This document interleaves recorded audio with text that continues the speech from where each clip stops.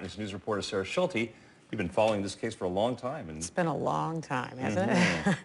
January 14th is the deadline to file an appeal. Because there are thousands of pages of court documents, Drew Peterson's attorney was hoping the court would allow him to go beyond a page limit for the appeal, but that request was recently denied. It's been almost a year since Drew Peterson was sentenced to 38 years for killing his third wife, Kathleen Savio.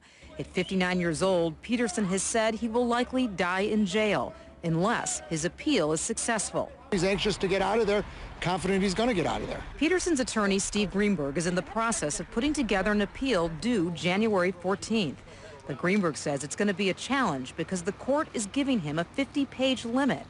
With over 11,000 pages of court records, including 3,000 of trial transcripts, Greenberg has asked 3 separate times to go beyond the limit, but the 3rd District Appellate Court has rejected Greenberg's requests. There was so much wrong with this case, I could write 500 pages. They tell me I got 50, I'm going to fit it into 50. Greenberg says the appeal is based on 2 issues. First, Greenberg believes Pastor Neil Shorey should never been allowed to testify based on privileged information.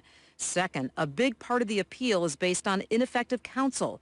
Former Peterson attorney Joel Brodsky's decision to call Kathleen Savio's divorce attorney Harry Smith to the stand proved to be a huge mistake, and some jurors said Smith's testimony was the tipping point to a guilty verdict.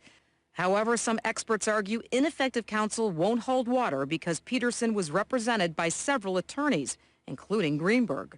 When you're talking about ineffective assistance, it's the consequences of counsel's actions that matter. It doesn't matter if he had 1 attorney or 6 attorneys.